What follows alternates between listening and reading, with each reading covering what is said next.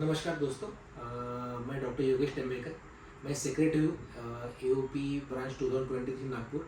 ये बच्चों से संबंधित एक संस्था है जो बच्चों के लिए काम करती है, उनकी बीमारियाँ और काफ़ी सारे हेल्थ इश्यूज़ के लिए बच्चों के लिए काम करती है। आज 4 फरवरी है। 4 फरवरी नेशनल कैंसर डे है।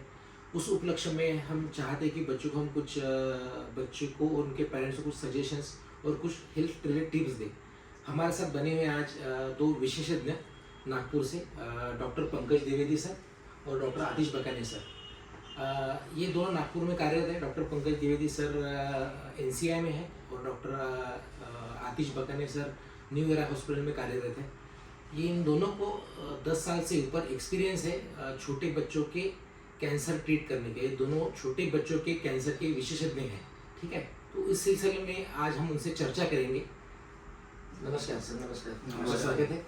तो मेरा पहला सवाल है आतिश सर से, बच्चों में कौन से कैंसर कॉमनली पाए जाते हैं इस तरह से? ये बड़ा आम सवाल है। जब हमारे पास कोई भी पेरेंट्स आते हैं और उन्हें पता चलता है कि उनके बच्चे को कोई प्रकार का कैंसर है, तो हमेशा फर्स्ट क्वेश्चन हमें हमेशा यही पूछा जाता है कि क्या हमने तो सुना ही नहीं था कि बच्चों में भी कैंसर्स होते हैं। तो जी हाँ, ये एक हो सकता है बड़ी गलत चीज़ है, बट यस, बच्चों में भी कुछ प्रकार के कैंसर्स पाए जाते हैं। खास करके देखा जाए तो सबसे ज़्यादा कॉमनली हम ल्यूकेमियाज यानी ब्लड कैंसर्स पाए जाते हैं। छोटे बच्चों में ज़्यादातर अलग अलग तरह के ब्लड कैंसर्स पाए जाते हैं। एक्यूट लिम्फोब्लास्टिक ल्यूकेमिया, माइलॉइड ल्यूकेमियाज और भी कई रेयर्स ट्यूमर्स होते हैं। उसके बाद ब्रेन ट्यूमर्स हो सकते हैं। अगर हम पेट की तरफ देखें तो न्यूरोब्लास्टोमा और विल्म्स ट्यूमर यानी किडनी के कैंसर, ये कॉमनली पाए जाते हैं। और फिर कुछ रेयर जैसे मांसपेशियों के कैंसर छोटे बच्चों में हो सकते हैं। उसके अलावा हड्डियों के कैंसर्स, ये सारी चीज़ें बच्चों में देखी जा सकती है। कुछ इनमें से कुछ ट्यूमर्स बच्चों में कॉमन है, कुछ बड़ों में कॉमन है, बट हाँ, ये कॉमनली पाए जाने वाले यही कुछ ट्यूमर्स हैं। बहुत बार पेरेंट्स को लगता है कि इसमें हमारी क्या गलती है, हमने क्या गलती की कि बच्चों को कैंसर हुआ है। तो इसको हम कैसे आंसर कर सकते हैं पेरेंट्स को, पंकज सर? ये बहुत रिलेवेंट क्वेश्चन है आपका। जब भी पहली बार बच्चों के पेरेंट्स को हम ये न्यूज़ ब्रेक करते हैं कि भाई आपके बच्चे को ये या इस तरह का कैंसर है, तो उनका अगला यही क्वेश्चन होता है कि हमने ऐसा क्या कर दिया कि या हमारी वजह से बच्चे को कैंसर हो गया, कि कोई ऐसी दवा दे दी या बहुत इलेक्ट्रॉनिक मीडिया यूज़ कर रहे हैं या कुछ और वजह से उनको कैंसर हो गया है, हम क्या उसके लिए रिस्पॉन्सिबल?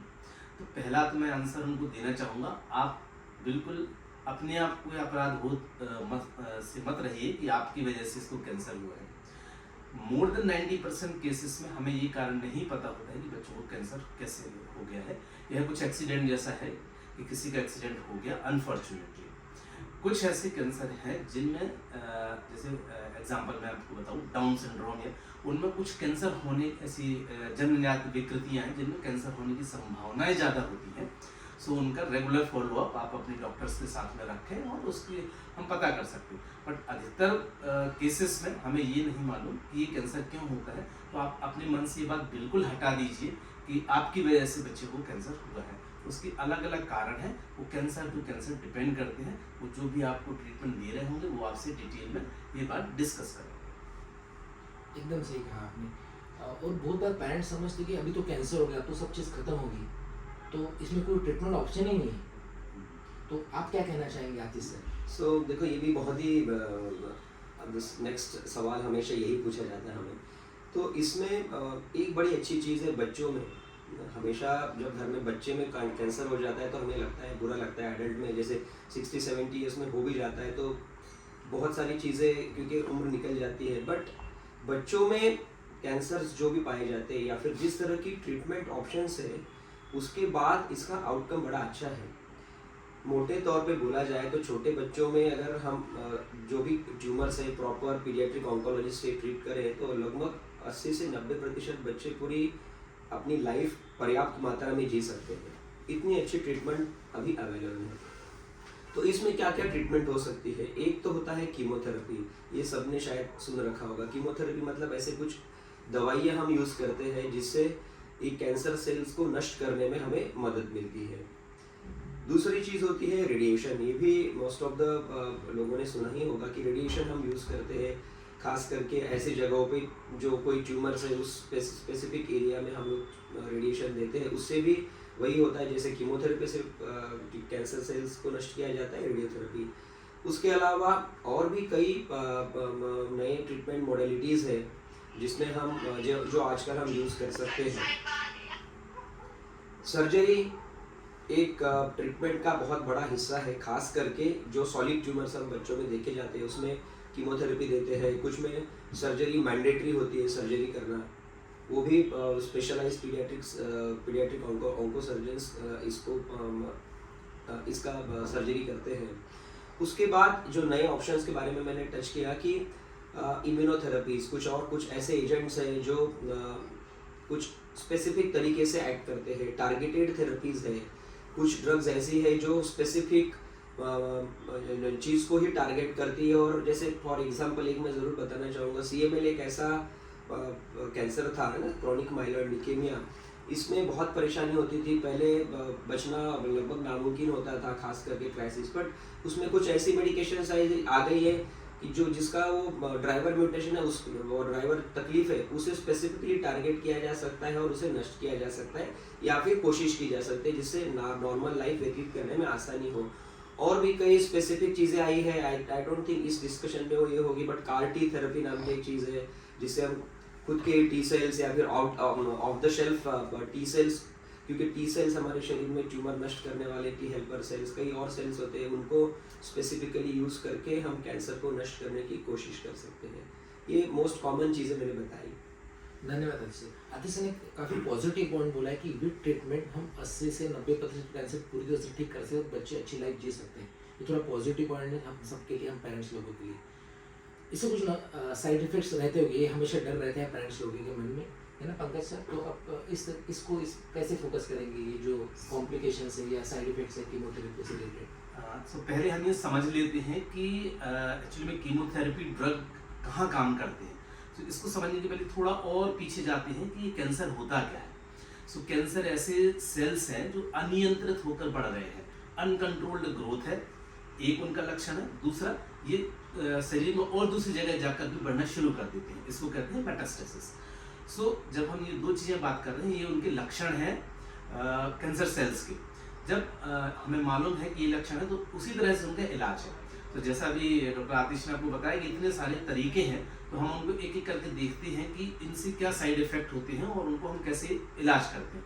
पहले तो ये लोगों में जनरली ये ऐसा आभास है कि कीमोथेरेपी से बहुत ज़्यादा नुकसान है। अब तो ये मैं समझाना चाहता हूँ, ये मैसेज भी कन्वे करना चाहता हूँ, अगर उससे इतना ज़्यादा नुकसान होता तो शायद वह इसकी थेरेपी नहीं होती। सो पहले तो हमें ये समझना चाहिए कि उसका फ़ायदे ज़्यादा हैं एज़ कम्पेयर टू नुकसान। अब चलिए बात कर लेते हैं, जैसा सभी पेरेंट्स का ये सोचना होता है कि कीमोथेरेपी से क्या नुकसान होंगे, तो बिल्कुल आप इसके बारे में अपने ऑन्कोलॉजिस्ट से बात करिए बिफोर स्टार्टिंग द कीमोथेरेपी। तो इनको हम 3 भागों में बांट सकते हैं मोटे तौर पर।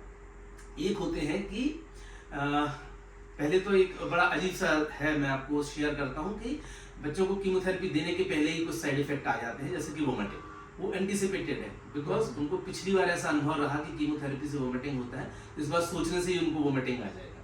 तो ये चीज़ आप उनसे डिस्कस करिए। कुछ दवाएं हैं जो इसको रोक सकती हैं, कुछ बिहेवियरल चेंजेस हैं उनको रोक सकते हैं। अब आते हैं मुख्यतः 3 तरह के साइड इफेक्ट पे। एक को हम कहते हैं एक्यूट, जो कि थोड़े 5 से 7 दिन के अंदर ही हुआ है, जिसमें मुख्यतः वोमिटिंग होना, पेट में दर्द होना, लूज मोशन होना, मुंह में छाले आना, ऐसा कुछ हो सकता है, जिनके लिए क्या है कि पहले से हम उनको प्री मेडिकेट करते हैं और एंटीएमेटिक दवाइयाँ हैं जो कि उल्टी को रोकती हैं। फिर उसके बाद कुछ समय 7 से 10 दिन या 14 दिन के बीच में रक्त कोशिकाएं आपकी कम होने लगती हैं, WBCs कम हो सकते हैं, हीमोग्लोबिन कम हो सकते हैं। तो कुछ ट्यूमर्स के साथ साथ में ये रक्त कोशिकाओं बढ़ाने वाले इंजेक्शन, जिसको GCSF कहते हैं, दिया जाता है। कुछ में हम लोग अवॉइड करते हैं, वो डिपेंड करता है कैंसर के टाइप पर। लेकिन अगर किसी का ब्लड बहुत कम है और डॉक्टर को लगता है इसको ट्रांसफ्यूजन करना है, तो ब्लड का ट्रांसफ्यूजन देते हैं।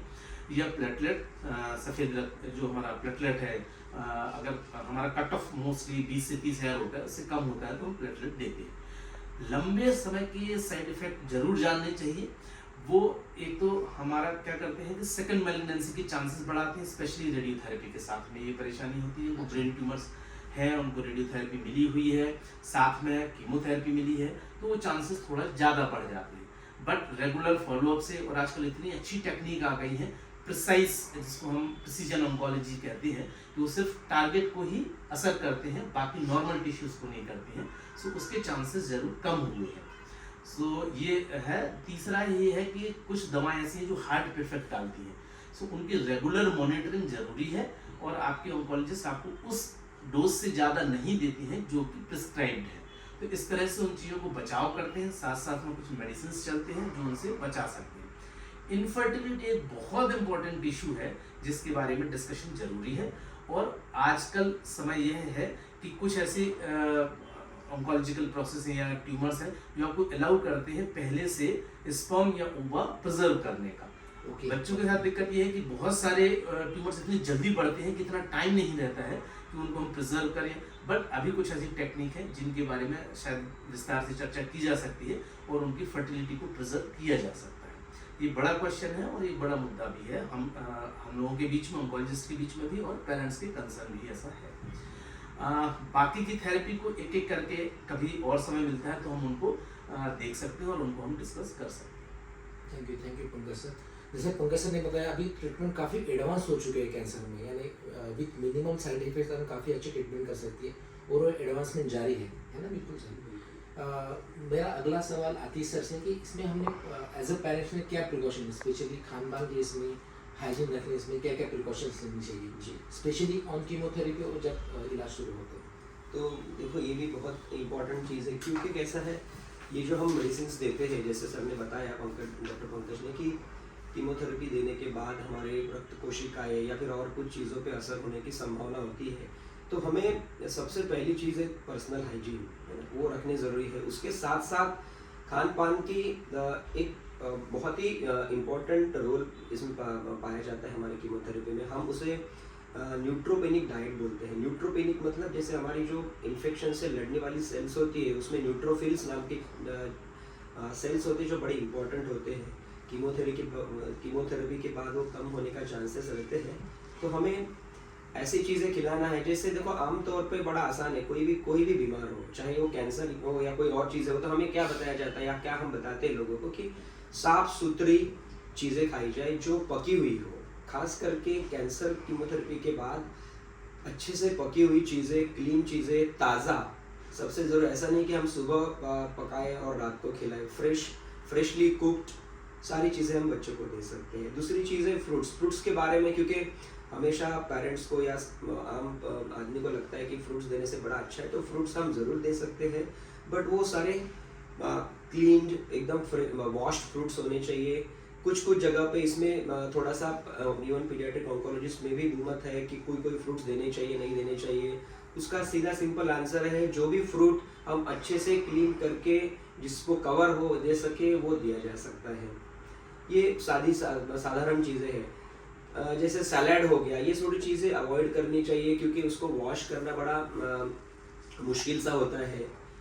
कोई बच्चे, जैसे हम खास करके पीडियाट्रिक ट्यूमर्स ट्रीट करते हैं, तो हमारे 2-3 साल के बच्चे रहते हैं, वो बॉटल फेड रहते हैं, तो हम यूजुअली अवॉइड करने की उनको सलाह देते हैं, क्योंकि उसको बहुत अच्छे से वॉश नहीं किया जा सकता, या फिर एटलीस्ट स्टरलाइजर यूज़ करके देने के लिए बोला जाता है। ये साधारण चीज़ें हैं। जस्ट आप याद रखने की एक ही चीज़ है कि साफ़ सुथरी, फ्रेश और फ्रेशली कुक्ड चीज़ें देना ज़्यादा अच्छा रहेगा जो भी पेशेंट कैंसर कीमोथेरेपी पे। कल ही मेरे पेशेंट ने पूछा, सर बहुत बच्चा डिप्रेस होता है, क्या मैं चॉकलेट खिला सकता हूँ बच्चे को? तो आप क्या कहेंगे इसके? बिल्कुल, तो चॉकलेट में ऐसे कोई प्रॉब्लम नहीं है चॉकलेट्स देने में। चॉकलेट्स, बिस्किट्स हम कुछ हद तक ज़रूर अलाउ करते हैं, बट खास करके क्रीम बिस्किट्स हो, जिसमें क्रीम रहती है, जिसमें इन्फेक्शन की ग्रोथ होने की उसमें चांसेस रहते हैं, उन चीज़ों को हम अवॉइड करने की कोशिश करते हैं। अच्छा, ये हो गई बात अभी इलाज की जो अपन हॉस्पिटल में करते हैं, लेकिन बहुत सारे बच्चे ट्रीटमेंट के दौरान अपने घर में रहते हैं। अगर घर में बच्चे कुछ होता है, अगर घर में बच्चे को बुखार आता है, तो अपन हम कैसे डील कर सकते हैं सर? पंकज सर, बहुत अच्छा क्वेश्चन है आपका सर। जैसा अभी डॉक्टर आतिश ने भी बताया, मैं भी डिस्कस कर रहा था कि जब कीमोथेरेपी हम देते हैं तो उनके काउंट कम हो जाते हैं, इन्फेक्शन की लड़ने से क्षमता उनकी कम हो जाती है। अच्छा, ये बड़ा मुश्किल फेज़ है, लेकिन अप्रोप्रिएट काउंसलिंग और प्रिकॉशन से इसको हम मतलब उसके उस पार जा सकते हैं जब तक कि काउंट उनके रिकवर ना हो जाए। तो जो आपका क्वेश्चन है ये बड़ा अच्छा है। हम इसको ऐसे देखते हैं, पहले तो है प्रिवेंशन के लिए। आपको मालूम है काउंट कम है बच्चे का, अब इसको इन्फेक्शन हो सकता है। सो उसके लिए हम प्रिकॉशंस रखते हैं। सो सबसे पहला प्रिकॉशन हमारा क्या है? Hand hygiene. सो मैं ऐसे सबको अपने जितने भी पेरेंट्स हैं उनको काउंसिल करता हूँ, यहाँ पे हैंड हाइजीन एक ऐसा इंपॉर्टेंट फैक्टर है जो बहुत से इन्फेक्शन को आपको घटा सकता है। बस आपको सही तरीके से हैंड हाइजीन सीख लेनी है नर्सिंग स्टाफ से जब भी आप हॉस्पिटल जाते हैं। बहुत इंपॉर्टेंट है, सिर्फ हाथ साफ करना अच्छा नहीं है, हाथ कैसे साफ करना वो बहुत इंपॉर्टेंट है। सो ऐसे आप रोक सकते हैं। दूसरा आप ये है कि आप अपने घर में भीड़ कम रखें, मिलने वालों को की संख्या सीमित रखें। हमें मालूम है हमारे यहाँ भारतीय उसमें ये है कि जब भी कोई बच्चा बीमार होता है तो निश्चित रूप से रिश्तेदारों को चिंता होती है, मिलने आते हैं, तो उनकी एंट्री थोड़ा उनसे रिक्वेस्ट करेंगे आप और उन्हें समझाने की कोशिश करेंगे कि ज़्यादा लोग आएंगे तो बच्चे को इन्फेक्शन होने के ज़्यादा चांसेस हैं।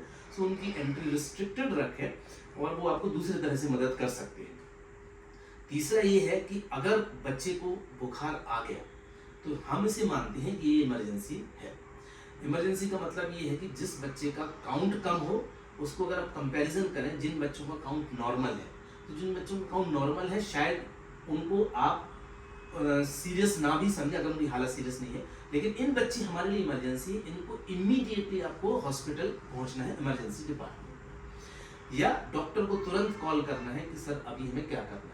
इसका सीधा सीधा आंसर ये होता है कि जब इन बच्चों को फीवर आता है और काउंट कम है तो इस सिचुएशन को हम कहते हैं फेब्राइल न्यूट्रोपीनिया, और यह एक इमरजेंसी है। इसमें तुरंत हमें बच्चों का ब्लड कल्चर लेना पड़ता है और हम एक ब्रॉड स्पेक्ट्रम एंटीबायोटिक उनको देते हैं जब भी वो इमरजेंसीज में आते हैं।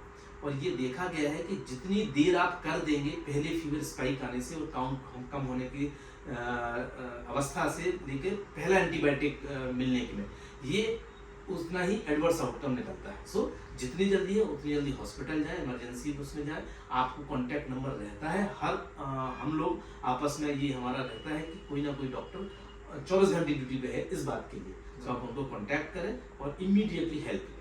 यानी बुखार को बिल्कुल नेग्लेक्ट नहीं करना, बिल्कुल नहीं, सर। बिल्कुल। बुखार आने पर आपको डॉक्टर को कॉन्टैक्ट करना है आपके। बिल्कुल। काफी अच्छा। अभी एक बार कैंसर हो गया, सबको पता चल जाता है घर में, बाकी बच्चों को, बुजुर्गों को, रिलेटिव्स को, आजू बाजू लोगों को, उनका कॉमन सवाल है क्या ये छूने से फैलता है कैंसर? ऐसा कॉमन सवाल रहता है। आतिश सर आप क्या बोलना चाहेंगे इस पे? जी, तो ये जैसे बाकी चीज़ें, क्योंकि हम एज ओल्ड हिस्ट्री देखें तो जो ड्रॉपलेट से कुछ डिसीजेस फैलती है, तो ये इन चीज़ों का आम आदमी को बहुत पता होता है कि ये घूमने से या फिर किसी से खांसने से ऐसा फैलता है। HIV के लिए भी ये बहुत डिस्कशन हुआ है इन द पास्ट बहुत सारे फोरम्स पे। तो देखो, कैंसर एक ऐसी चीज़ है जो, जैसे पंकज सर ने बताया कि कब किसको कैसे हो, इसका 90% लोगों में हमें पता नहीं होता है। और इसके लिए ऐसा है कि ये जो बीमारी है ऐसे अनियंत्रित सेल्स के कारण बढ़ती है जो हम एक दूसरे को पास ऑन नहीं कर सकते। तो बिल्कुल ही आपको बेखौफ रहना इस बारे में। जैसे भी बच्चे हम घर में रहते हैं, हम लोग बोलते हैं कि ज़्यादा लोगों से ना मिले, ये पेशेंट के लिए बोला जाता है कि उनको इन्फेक्शन से बचाव हो, किसी की खांसी इनको ना लगे, इसलिए नहीं कि वो छूने से फैलता है। ये कभी कभी गलत मतलब पेरेंट्स निकाल लेते हैं, क्योंकि ये क्वेश्चंस हमें ऑलरेडी आ चुके हैं कि सर आप ऐसे बोल रहे हैं, क्या हम बच्चों को छू भी नहीं सकते? तो इसका मायने अलग होते हैं। बच्चे से आपको कभी भी कोई प्रकार का कैंसर फैलने की, या बच्चे से या फिर बड़े आदमियों से भी कोई शक्यता नहीं होती। मेरा अगला सवाल है पंकज सर से। छोटे बच्चे इमोशनली थोड़े लेबल रहते हैं, और इन पे क्या गुजरते होंगे जब कैंसर होता है, किस तरह से डील करते होंगे, या हम कुछ उनकी हेल्प कर सकते हैं ये सिचुएशन में उनकी, यानी ट्रीटमेंट छोड़ के अदर पार्ट्स में कैसे कर सकते हैं?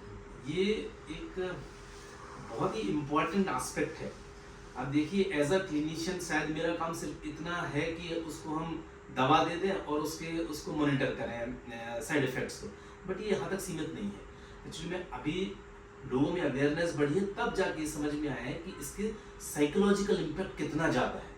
तो अगर आप इसको एज वाइज, मैं उसको ये बहुत कॉमन क्वेश्चन है जो पेरेंट्स आके मुझे पूछते हैं कि हमारा बच्चा कैसे बिहेव करेगा, स्कूल नहीं जा पा रहा है, पेरेंट्स ने पीयर्स नहीं है, फ्रेंड्स नहीं है, लोग दूर चले गए हैं, बच्चा अकेला महसूस करता है। तो मैं सब इसको थोड़ा सा कैटेगराइज करता हूँ। बहुत छोटे बच्चे हैं तो उनको दर्द का एहसास ज़्यादा होता है, सो वो एक बार हॉस्पिटल देख के रोना शुरू कर देंगे कि यहाँ तो आगे और हमें इंजेक्शन लगना ही लगना है। सो थोड़ा और बड़े बच्चे होंगे, सो उनके अंदर ये आता है कि हम स्कूल नहीं जा पा रहे हैं, हमारे फ्रेंड्स छूट गए। अडोलेसेंट बच्चे होंगे तो वो अपने अपीयरेंस के बारे में बहुत ज़्यादा चिंतित होते हैं। उनका साइकोलॉजिकल होता है हमारा स्कूल परफॉर्मेंस नहीं है इतना अच्छा, हमारा अपीयरेंस बहुत, हमारे बाल जा रहे हैं, क्या साइड इफेक्ट है उसका, जो पहले मैंने डिस्कस नहीं किया, लेकिन वो रिवर्सिबल है, वो आ जाते हैं। सो इस तरह से अगर आप देखें तो इनको ऐसे आप कैटेगराइज कर सकते हैं और उस हिसाब से हम उनको एड्रेस कर सकते हैं। साइकोलॉजिकल इश्यूज दोनों तरफ है, बच्चे को भी है, फैमिली को भी है, और सबसे ज़्यादा मदर है, जो केयर गिवर है, मदर फादर है, उनको और ज़्यादा है। इसको अगर आप देखें कि हम जब बच्चे को पेरेंट्स को ये ब्रेक करते हैं न्यूज़, तो हम कई लोगों की हेल्प लेते हैं। हमारे परेशानी क्या है, एक तो है फाइनेंस की प्रॉब्लम, तो हम क्या करते हैं, सोशल वर्कर को इन्वॉल्व करते हैं उस चीज़ में कि भाई इनकी कैसे हम अधिक से अधिक मदद कर सकते हैं। सभी मेरा मतलब मुझसे नहीं, सभी पीडियाट्रिक ऑन्कोलॉजिस्ट ऐसा करते हैं। हमारे टीम में एक साइकियाट्रिस्ट और साइकोलॉजिस्ट होते हैं, अच्छा, जो इस बात को श्योर करते हैं कि ये जब हम ब्रेक कर रहे हैं तो उनको आगे कैसे कैरी फॉरवर्ड करना है, उनको कैसे इमोशनल सपोर्ट देना है। और ये एक दिन का काम नहीं है, ये उन्हें रेगुलर उन्हें ये हमें सपोर्ट देना होता है कि सर ये चीज़ ऐसा है, इसकी आगे जाके प्रोग्नोसिस ये है और हम ऐसा ऐसा आपको हेल्प करेंगे। अब आते हैं बच्चों के लिए, तो बच्चों के लिए स्पेशली ट्रेन्ड साइकोलॉजिस्ट होते हैं, उनके हम स्कूल में हम शेयर कर सकते हैं बात, ऐसा नहीं है कि ये शेयर नहीं करेंगे तो चलेगा। कई सारे स्कूल से वो अपने आप से आगे आके मदद करते हैं। उनके यहाँ के फ्रेंड सर्कल जो उनसे हम उन पर फ़ोन से बात कराते हैं, उनको हम encourage करते हैं कि जब इंटेंसिव फेज निकल जाता है तो आप on call, on mobile, on आपके लैपटॉप पे उससे क्लासेस अटेंड करिए ताकि आपका ध्यान डाइवर्ट हो। सो ऐसे हम अलग अलग लोगों को टारगेट करते हैं कि भाई इस सिचुएशन में पेरेंट्स को ज़्यादा ज़रूरत है, इस सिचुएशंस में बच्चों को ज़्यादा ज़रूरत है। ऐसे में उनकी हम कई बार तो ऐसा होता है कि 10-12 लोग काउंसलिंग कर रहे होते हैं क्योंकि पूरी फैमिली इन्वॉल्व है उसमें, and they are shocked because सबसे छोटा मेंबर है फैमिली का, ही इज सफरिंग। सो दादा दादी, नाना नानी, मामा, so then we have to sit down with each and everyone and then हम उनको काउंसिल करते हैं। और इस आप ये मानिए कि इस काउंसलिंग का बहुत अच्छा इफेक्ट आता है। ये जितना ज़्यादा पॉजिटिव पेरेंट्स और फैमिली होता है उतना अच्छा वो उसको टॉलरेट करते हैं, उस अच्छा उनका कंप्लायंस रहता है कि हाँ भाई देखिए इतना अच्छा इसका रिजल्ट है, हम अगर पूरी फैमिली सपोर्ट में है तो ऑब्वियसली वो इस सिचुएशन से बाहर निकल आएंगे। Thank you sir. यानी हर पेशेंट में साइकोलॉजिस्ट अलग अलग रह सकता है, डिपेंड की फैमिली कितना इन्वॉल्व है उसमें। Thank you very much sir. मेरा अगला सवाल आतिश सर से, बहुत बार हमसे ट्रीटमेंट बारे में बोन मैरो ट्रांसप्लांट, तो ये क्या नई चीज़ है इसमें, या सारे पेशेंट को ये लगता है, या कुछ स्पेसिफिक पेशेंट में हम बोन मैरो ट्रांसप्लांट कर सकते हैं? थोड़ा संक्षिप्त बताइए सर। सो ये भी बहुत इंपॉर्टेंट क्वेश्चन है, क्योंकि क्या होता है आजकल बोन मैरो ट्रांसप्लांटेशन के बारे में काफ़ी सारी चर्चाएं होती हैं, काफ़ी लोग जागरूक हो रहे हैं। तो ये लोगों को लगता है कि बोन मैरो ट्रांसप्लांट हो जाए तो कोई भी डिसीज जड़ से मिट जाए, और ये ज़रूर पूछ लेते हैं। इवन छोटे छोटे ट्यूमर्स या फिर कोई सॉलिड ट्यूमर भी हमारे पास आते हैं तो सबसे पहले पूछा जाता है सर ये ट्रांसप्लांट से पूरा ठीक कर सकते हैं क्या? तो इसका एक बहुत ही सिंपल सा आंसर है कि ऐसा नहीं है। बोन मैरो ट्रांसप्लांटेशन हर कैंसर में, बच्चों में या फिर एडल्ट्स में भी ज़रूरी नहीं होता है। ऐसे कुछ ही कैंसर्स है जो बहुत हाई रिस्क कैंसर्स होते हैं, खास करके हाई रिस्क ब्लड कैंसर्स, या फिर कुछ सॉलिड ट्यूमर्स होते हैं अलग, जैसे मैंने पहले बताया कौन से ट्यूमर्स हो सकते हैं, वो अगर रिलैप्स कर जाते हैं या फिर बहुत हाई रिस्क होते हैं, उन पेशेंट्स में कभी कभी ऑटोलॉगस ट्रांसप्लांट यानी खुद के ही हम स्टेम सेल्स निकाल के कुछ हाई डोज कीमोथेरेपी देके वापस दे सकते हैं, जिसे हम ऑटोलॉगस स्टेम सेल रेस्क्यू बोलते हैं।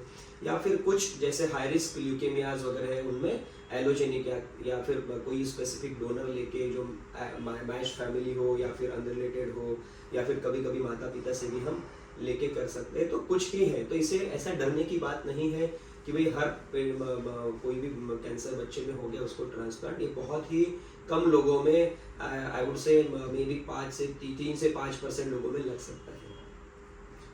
दूसरा उससे संबंधित सवाल है, बहुत पेरेंट्स हमको पूछते हैं कि सर हमने इसका जब स्टेम सेल प्रिजर्व किए तो इसको हम कैसे आंसर करेंगे, इसकी कुछ उपयुक्तता है आगे में कैंसर के पेशेंट्स को हम कैसे करेंगे इसमें? ये तो बहुत मतलब रेगुलरली पूछा हुआ गायनेकोलॉजिस्ट, पीडियाट्रिशियंस या फिर पेरेंट्स भी हमें पूछते हैं। तो इसमें Indian ICMR clear cut guidelines दे चुका है। 2018 सर गंगाराम हॉस्पिटल से ये आईसीएमआर गाइडलाइंस निकली थी इंडियन, कि देखो ये जो खुद के स्टेम सेल्स होती है ये बहुत ज़्यादा खुद के लिए यूजफुल अभी तक के सिनेरियो में, या फिर अब तक जितना साइंस एडवांस हुआ है, खास करके कैंसर की बात करें, क्योंकि आज हम कैंसर अवेयरनेस डे के बारे में बात कर रहे हैं, वो ज़्यादा यूजफुल नहीं होती। क्यों नहीं होती? क्योंकि देखिए हम फॉर एग्जांपल अगर हमें कोई ब्लड कैंसर हो जाता है तो वो स्टेम सेल्स डिफेक्टिव होने के पूरे चांसेस होते हैं। तो वो खुद के स्टेम सेल्स निकाल के कोई भी तरीके से, चाहे ट्रांसप्लांट में यूज़ करना हो, उसका लगभग नामुमकिन सा हो जाता है। ये जो स्टेम सेल प्रिजर्वेशन है ये ज़्यादा यूजफुल तब होता है जब ये रजिस्ट्री में कोई जैसे सेव करके रखते हैं। हम लोगों के पास जो बोन मैरो ट्रांसप्लांटेशन हम करते हैं, कुछ और बीमारियों के लिए भी होता है, कैंसर छोड़ के, उसके लिए अगर हमें डोनर्स ढूंढने हैं तो ये रजिस्ट्री का, जैसे खुद डोनर रहते हैं हम doctors, most of the oncologists and transplanters they are themselves donors. ऐसे जो डोनर्स होते हैं ये रजिस्ट्रीज इंडिया में, अब्रॉड बहुत सारी रजिस्ट्रीज हैं जिसमें रजिस्टर्ड होते हैं, वैसे ही स्टेम सेल रजिस्ट्री भी होती है, उसमें से डोनर हम चूज कर सकते हैं। तो वो एक बहुत डिफरेंट एस्पेक्ट है डिस्कस करने का कि स्टेम सेल ट्रांसप्लांट और कॉर्ड ब्लड ट्रांसप्लांट कर सकते हैं क्या, बट कैंसर की जहाँ तक बात है खुद के स्टेम सेल्स यूज करना ज़रा मुश्किल होता है।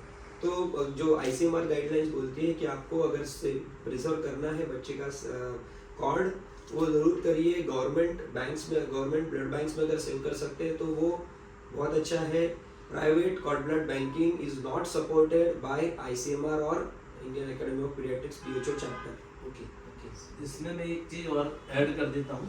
सो ये कंसेप्ट रूम क्लियर होना चाहिए कि आगे कम से कम कैंसर के लिए तो ये स्टेम सेल अभी तक तो ये नहीं है, मान्य नहीं है। सो आप कंपनी के रिप्रेजेंटेटिव की उनकी बातों के थ्रू जाते हैं, ये अलग बात है। लेकिन अगर आप अपने पीडियाट्रिक ऑन्कोलॉजिस्ट से बात करते हैं, स्टेम सेल ट्रांसप्लांटर से बात करते हैं, तो आपको ये कंसेप्ट क्लियर हो जाएगा कि ये क्यों नहीं है। एक तो ये बहुत छोटी मात्रा में है और ये वही गुण लिए हैं जो स्टेम सेल बाद में जाके कैंसर में चेंज हुई है।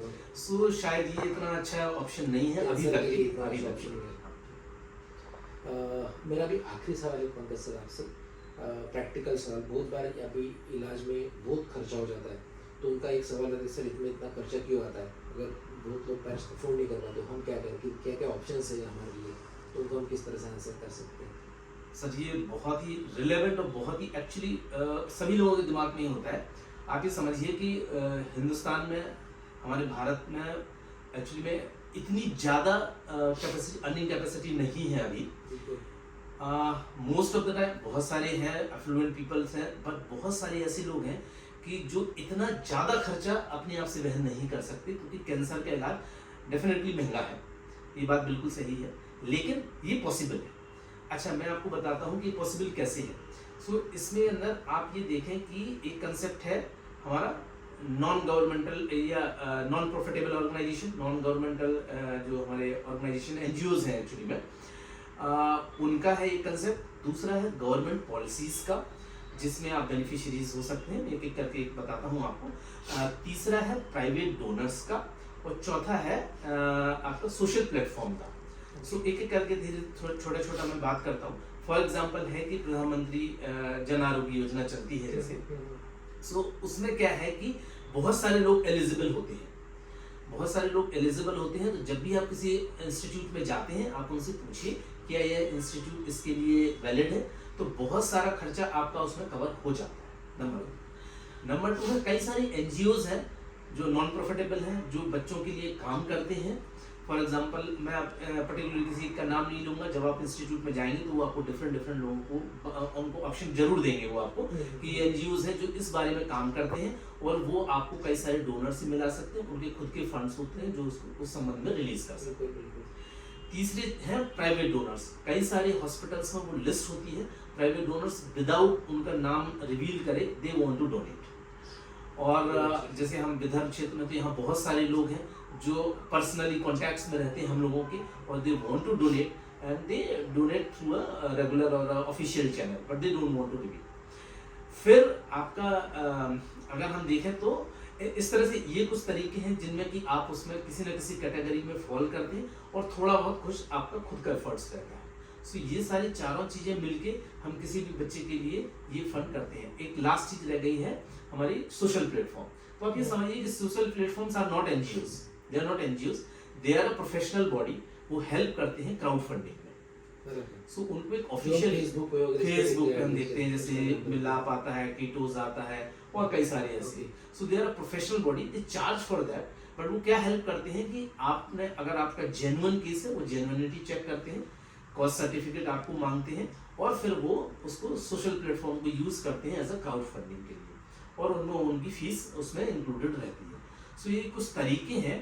मैं मानता हूँ कि एक इंडिविजुअल के लिए एक कैंसर के इलाज का अकेले वहन करना बहुत मुश्किल है, बट अगर वो इन चीज़ों की हेल्प लेता है तो मुझे लगता है न केवल कैंसर बल्कि ट्रांसप्लांट के लिए भी वो इतना फंड ऑर्गेनाइज या कलेक्ट कर सकते हैं वो थ्रू प्रॉपर चैनल कि जो बच्चों को इलाज में यूज हो सकता है। सो सोशल ये NGOs, personal and government agencies, government schemes and social platform, इनको यूज करके वो इतना सारा उसको वहन कर सकते हैं कैंसर के। Thank you Pankaj sir. मुझे तो अपने सारे जो कॉमन क्वेश्चंस है, कॉमन टॉपिक्स है, कॉमन इश्यूज है कैंसर रिलेटेड, वो हमने सबने कवर किए। फिर भी कुछ आपकी क्वेरीज रहेंगे, कुछ सवाल रहेंगे, आप कभी भी हमारे जो स्पेशलिस्ट है doctor Pankaj Dwivedi sir, doctor Atish Bagan से कभी भी कांटेक्ट कर सकते हैं आप। Thank you very much. एक आखिरी टेक होम मैसेज क्या देना चाहेंगे आतिश सर, पंकज सर, हमारे व्यूअर्स के लिए? तो मेरे हिसाब से तो टेक होम मैसेज ये होना चाहिए कि कभी भी घर में छोटे बच्चों को कोई भी अनयूजुअल सिम्टम हो, अनयूजुअल यानी जैसे हम हमेशा देखते हैं आप बच्चों को बुखार हो गया, कुछ भी कहीं स्वेलिंग आ गई, आप हमेशा एक्सपर्ट की सलाह लें, चाइल्ड स्पेशलिस्ट को ज़रूर दिखाए हैं, क्योंकि कैसा होता है चाइल्ड स्पेशलिस्ट इन चीज़ों को पकड़ने में माहिर होते हैं और डिले होने की संभावना बहुत कम होती है।